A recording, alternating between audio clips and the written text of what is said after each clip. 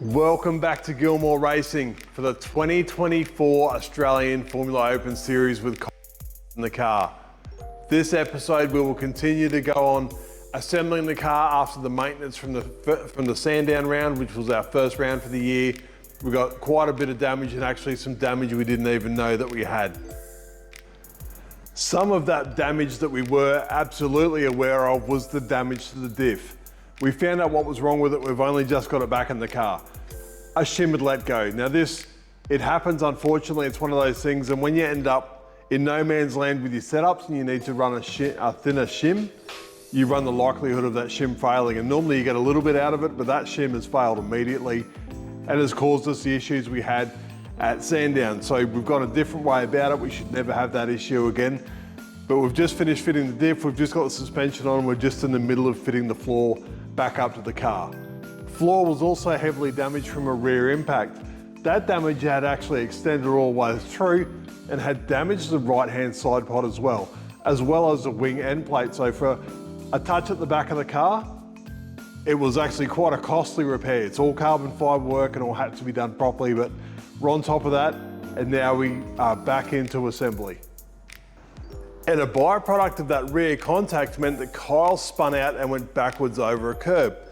The wear strip that we've just put under the car is absolutely ruined. It's not only worn it out, it's actually torn a hole in the center. Now this is under the car, it's a consumable. It protects not only the carbon floor, but also the bottom of the gearbox and the bottom of the engine. So this has done its job, and this has been replaced with a brand new piece. Now, not many drivers know this, but all our drivers get a box of parts.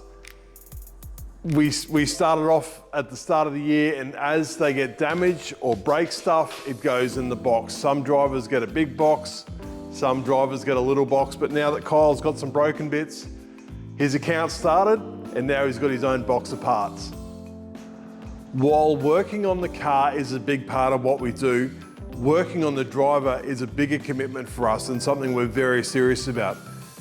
Sure, being able to drive and have natural ability is helpful, but we can teach you how to drive. We can teach you how to understand the car, understand the aero and all that sort of stuff. But realistically, driving is a very small part of being a race car driver.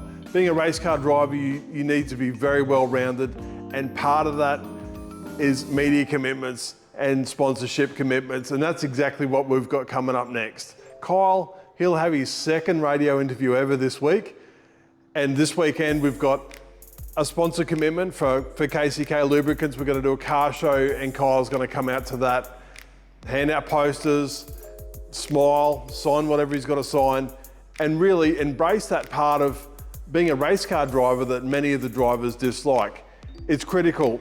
Running these cars is hugely expensive, and at some stage you will need sponsors to pay the bills, and you need to be able to service those sponsors properly and give them good value for money, and that's exactly what we're teaching Kyle. Now that all our components have been repaired and we have them back, we can continue to put this car together, and assuming Kyle survives his sponsorship commitments this weekend, our next video will be Winton Prep, round 2 of the Australian Formula Open.